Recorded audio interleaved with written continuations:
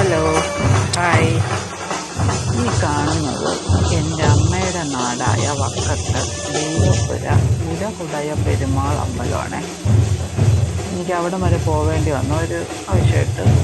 അപ്പോൾ ഞാൻ കണ്ട കുറച്ച് കാഴ്ചകളൊക്കെ നിങ്ങളെയും കൂടി കാണിക്കാമെന്ന് തോന്നി. മറ്റുള്ള അമ്പലമായിട്ട് അമ്പലത്തിലെ ഉത്സവവുമായി ബന്ധപ്പെട്ട് നോക്കുമ്പോൾ കുറച്ച് വ്യത്യസ്തമായി എനിക്ക് തോന്നി. അപ്പോൾ ആ കാഴ്ച നിങ്ങളെയും കൂടെ കാണിക്കാമെന്ന് ഞാൻ വിചാരിച്ചു. എല്ലാ കാഴ്ചകളും എനിക്ക് കിട്ടിയിട്ടില്ല. ഉള്ളത് എനിക്ക് ആ തിരക്കിനിടയിൽ നിന്ന് എടുക്കാൻ പറ്റുന്നതുമായത് മാത്രം ഒരു കാര്യം എടുത്തു പറയണം. അർദ്ധരാത്രിയിൽ 12:30 മണിക്കൊക്കെയാണ് ഈ സംഭവം, ഈ പരിപാടി ഉത്സവം കൊടിയേറുന്നതും അതിൻ്റെ നടക്കുന്നതും. അപ്പോഴും ആ പ്രദേശത്തെ മുഴുവൻ ജനങ്ങളും അവിടെ ഒരുമിച്ച് കൂടിയിരുന്നു. നല്ല സഹകരണമായിരിക്കുമുള്ള ആൾക്കാരായിട്ട് എനിക്ക് നല്ലപോലെ ഫീൽ ചെയ്തു. ആ തിരക്കൊക്കെ കണ്ടല്ലോ, നിറച്ച് ആ സ്ഥലം ഒരു ഇഞ്ച് സ്ഥലമില്ലാത്ത രീതിയിൽ ആൾക്കാർ നിറയെ ഉണ്ട്. പിന്നെ ഇവിടുത്തെ ഉത്സവം യുദ്ധത്തിന് പുറപ്പെടുന്ന എന്നുള്ളതാണ് ഐതിഹ്യം. രാപ്പട, പകൽപ്പട എന്നിങ്ങനെ 2 രീതിയിലാണ് ഈ ഉത്സവത്തിൻ്റെ ഇത് പറയുന്നത്. കുറച്ച് പഴമക്കാർ പറയുന്ന കുറച്ച് കഥകളും ഞാൻ കേട്ടു. അതുമൊക്കെ ഞാൻ നിങ്ങൾക്കൊന്ന് പറഞ്ഞു തരാം. 2 രീതിയിൽ കഥകൾ പറയുന്നുണ്ട്. ഒരു കഥ ഇങ്ങനെയാണ് കേട്ടത്. 7 ദേവിമാർക്ക് കൂടി ഒരു സഹോദരനാണ് അവിടുത്തെ ആ തമ്പുരാൻ. ഒരു ദിവസം രാജാവ് സ്വപ്നം കാണുന്നു, എല്ലാ പ്രജകളും യുദ്ധത്തിൽ തോറ്റ് മരിച്ചു കിടക്കുന്നതായിട്ട്. ഇങ്ങനെ രാജാവ് സ്വയം ആത്മഹത്യ ചെയ്തു എന്നിങ്ങനെ ഒരു കഥയും ഇല്ല, യുദ്ധത്തിൽ തോറ്റതിനാൽ സ്വയം വീരമൃത്യു വരിക്കുന്നു എന്നും 2 രീതിയിലുള്ള വാമൊഴികളാണ് എനിക്ക് കേൾക്കാൻ പറ്റിയത്. പിന്നെ ഈ ക്ഷേത്രത്തിൻ്റെ മറ്റൊരു പ്രത്യേകത, ഈ ക്ഷേത്രത്തിൻ്റെ കാമ്പൗണ്ടിൽ ആന കയറില്ല, ആനയ്ക്ക് പ്രവേശനമില്ല. അതിന് പറയുന്ന കഥയെന്ന് പറഞ്ഞാൽ, രാജാവ് യുദ്ധത്തിന് പുറപ്പെട്ട സമയത്ത് ഒരു കോട്ട മതിൽ തകർക്കാൻ ആനയെടുത്ത് സഹായം ചോദിച്ചു. ആന മിണ്ടാതെ നിന്നൊന്നും അവിടെ കുതിര വന്ന് രാജാവിനെ സഹായിച്ചു എന്നുള്ളതുമാണ്. അത് കാരണം രാജാവ് ആനയെ ശപിക്കുന്നു, മേലാൽ എൻ്റെ കാമ്പൗണ്ടിൽ കയറിപ്പോകരുത് എന്നൊന്നും പറഞ്ഞിട്ടൊരു കഥയുമുണ്ട്. അതിനുശേഷം ഇതൊന്നും അറിയാതെ ഒരു സർക്കസുകാരുടെ ആന അവിടെ കയറിയെന്നോ, അങ്ങനെ ആന ചരിയുകയും, ഒരു കാരണമില്ലാതെ ചരിയുകയും, അങ്ങനെ ഒരു വാമൊഴിയും ഉണ്ട്. ഇവിടുത്തെ ഉത്സവം എന്ന് പറയുന്നത് യുദ്ധത്തിനുള്ള പുറപ്പാടാണ്. അർദ്ധരാത്രിയിൽ ചൂട്ടുകെട്ടി ഒളിപോരിന് പോകുന്ന രാപ്പട എന്ന ഒരു ചടങ്ങാണ് ആദ്യം ഇവിടെ നടക്കുന്നത്.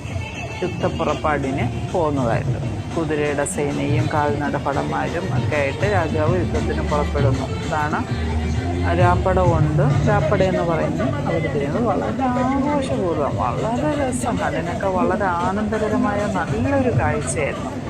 ഒത്തിരി ഫ്ലോട്ടുകളും ഒത്തിരി ബാൻഡ് മേളങ്ങൾ, ഫുൾ സൗണ്ടും, നല്ല രസമായിരുന്നു. അതിൻ്റെ ആ ഇതിൽ ലയിച്ച് നിൽക്കാൻ തന്നെ ഒരു പ്രത്യേക സന്തോഷമായിരുന്നു.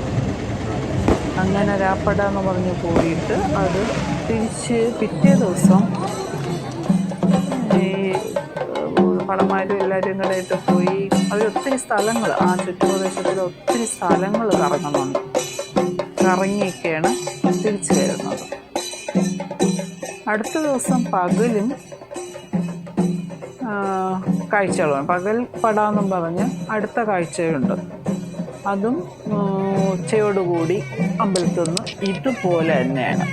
ഏകദേശം ഒത്തിരി ഫ്ലോട്ടോടുകൂടി ഈ രാജാവും ഇതും പകലും പട ഇതുപോലെ ചൂട്ടൊക്കെ കത്തിച്ച് തന്നെയാണ്.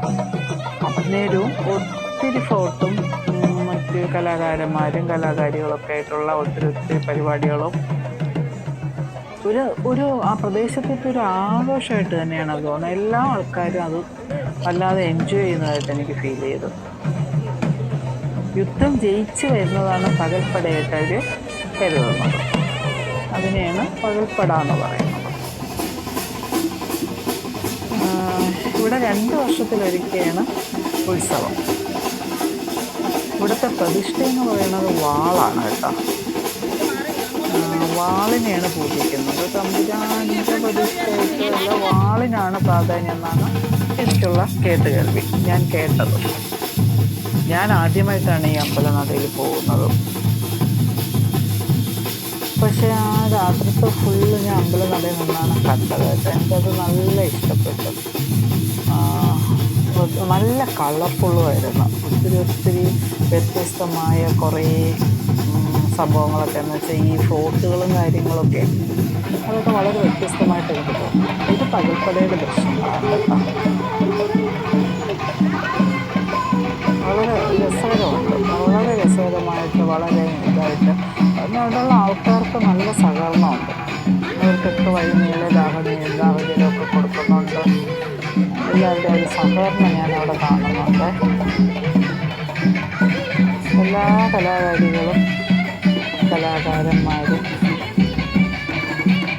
ആ പ്രദേശത്തെ എല്ലാ ജനങ്ങളും വിദേശത്തൊക്കെ ഉള്ളവരെ ഈ ഉത്സവം കൊണ്ടാടുമ്പോൾ എല്ലാവരും നാട്ടിലെത്തുന്നതാ. നല്ല സഹകരണമുണ്ട് ആൾക്കാരുടെ. എനിക്കിതൊരു നല്ല കാഴ്ചയായിട്ട് തോന്നി. ആ കാഴ്ചകളെല്ലാം ഞാൻ വിചാരിച്ചു എൻ്റെ കുറേ പ്രേക്ഷകർക്കും കൂടി കാണിച്ചു കൊടുക്കാം. നമ്മളെല്ലാം വീട്ടിലല്ലേ അധികം ഇരിക്കുന്ന, അധികം ഉത്സവങ്ങളൊന്നും കാണുന്നില്ലല്ലോ. ഇങ്ങനെ എനിക്കൊരു ഭാഗ്യം കിട്ടിയത് കാണാൻ പോകാനും ഇതിൽ ഒരു പങ്കാവാനും ഒക്കെ ഉള്ളൊരു ഭാഗ്യം കിട്ടിയപ്പോൾ അതെന്തായാലും നിങ്ങളെയും കൂടെ കാണിക്കാമെന്ന് വിചാരിച്ചു.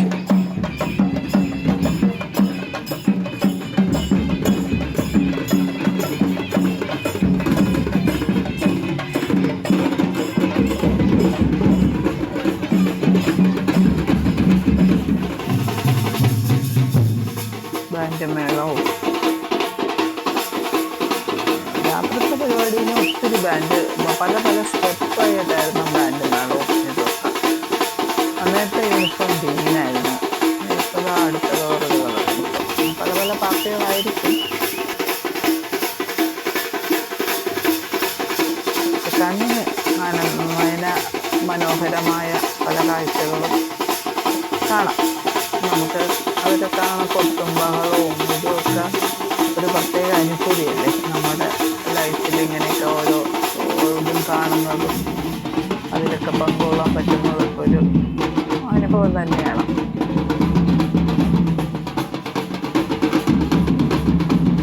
അങ്ങനത്തെ കാഴ്ചകൾ എല്ലാവരും ഞാനും ഒന്ന് കാണിക്കാൻ. ഇച്ചിരി ലോങ്ങാണ് കേട്ടോ ഈ വീഡിയോ. ഇതിൻ്റെ പകുതി ഭാഗങ്ങളും ഉൾപ്പെടുത്തിയിട്ടില്ല. അത് നീണ്ടു പോകുന്നതുകൊണ്ടാണ് ഞാൻ ആ വീഡിയോയുടെ ഇത് കുറയ്ക്കാൻ വേണ്ടി പല കാര്യങ്ങളും കട്ട് ചെയ്ത്.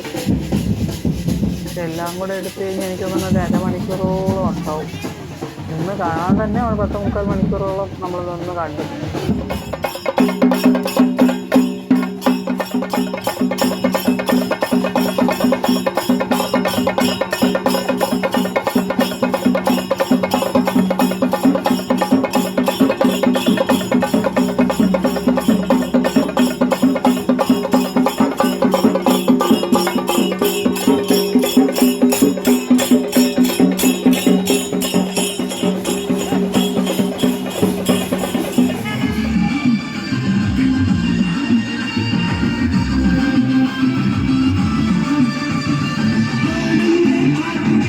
പകൽ ചൂട്ട് കത്തിച്ചിട്ടാണ് പകൽപ്പടയിൽ പട വരുന്നത്. ഇതിൻ്റെ ഫസ്റ്റ് ഭാഗം ഇതാണ്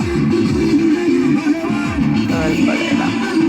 ഇതിനാണ് ആദ്യം പോകുന്നത്. അത് കഴിഞ്ഞിട്ടാണ് അതിൻ്റെ പുറകെയാണ് മറ്റ് ബോട്ടുകളും കലാകാരന്മാരൊക്കെ വരുന്നത്.